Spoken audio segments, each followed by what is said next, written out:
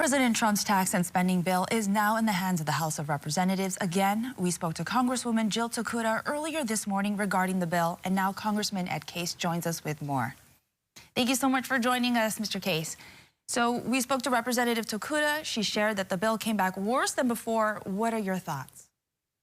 It came back absolutely worse than before. I'm actually in the United States House, right outside the House chamber. We're actually in the middle of the series of votes on this bill that are going to determine whether the House moves forward, which is what is by any estimation a terrible bill. I mean, I've been in the House now for 11 years, voted on thousands and thousands of bills, and this is by far one of the worst bills that I've had to vote on. And frankly, it's been one of the easiest votes to vote on as well, and I'm a no on it.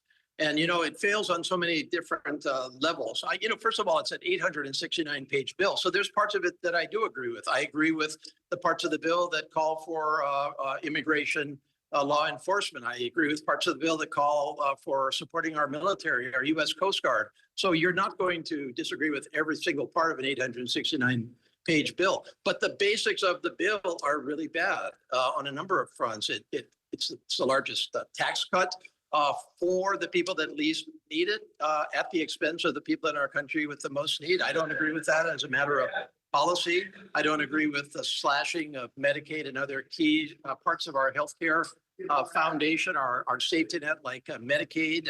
I certainly don't agree with ramping up the national debt and deficit by $4 trillion. $4 trillion this bill costs. This bill is not a balanced bill. It increases our national debt. And finally, I don't agree with tossing out a whole generation of renewable energy progress. So that's policy.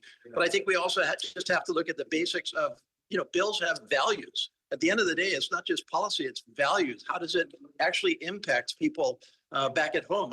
I spent yesterday at the Responsive Caregivers of Hawaii out in Kalaeloa. They minister so incredibly well to the developmentally and intellectually disabled among us, people that have nowhere else to go, programs that are funded off of Medicaid, and yet my colleague would slash Medicaid, and those people have no recourse. Those are values, and those are our values, and that's why this bill does not match I believe the values of our country, and certainly not the values of the vast majority of us in Hawaii. Yeah, thank you for going over that, because I was going to ask you about what you've been hearing from the community firsthand. Can you give us like a temperature check right now of what's happening where you are, and what you're seeing? We're in a very, very tense vote right now. All of the Democrats have voted against the bill. Again, we're right in the middle of one of the preliminary votes to the final passage of this bill. There are 20 or 30 Republicans who have not voted yet. I believe that these Republicans and other Republicans do not believe that this is the right path for the country. And yet they are clearly conceding to the pressure applied by the president and by other members of the majority, which I think is a tragedy, because I think the U.S. House and the U.S. Senate should be applying a check and balance to this president. I think this is the wrong direction for our country. And right now, behind closed doors, behind me and elsewhere, they're being highly pressured. Whether 4 Republicans out of 220 plus will actually do the right thing and vote with, I think, their communities as well remains to be determined. But we'll know here very shortly. That's the reality of what we're dealing with here today. Well, thank you so much for taking the time to talk to us. Is there anything else that you'd like to add? I think if this bill passes today, obviously it's going to be signed by the president shortly.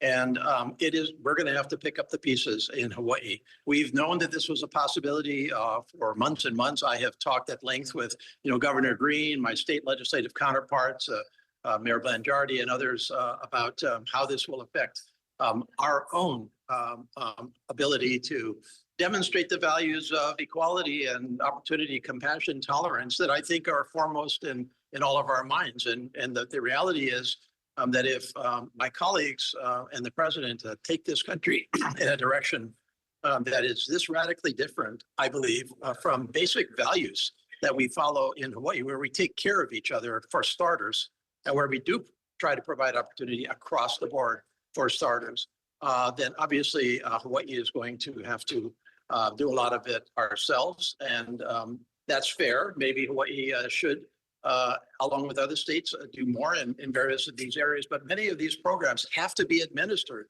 at a national level. Medicaid has to be a national program. It cannot be isolated to one state and not to another state. That's not the way to do it. Federal taxes are a matter of national, policy. And so we are going to have to adjust as this develops if it passes. And I'm confident that we know what we have to do, but it's going to be really, really hard. And we're all going to have to pick up and help out a lot more. Representative Case, thank you so much for taking the time to talk with us. I knew you have to go and vote, so thank you. We appreciate it. Mahalo.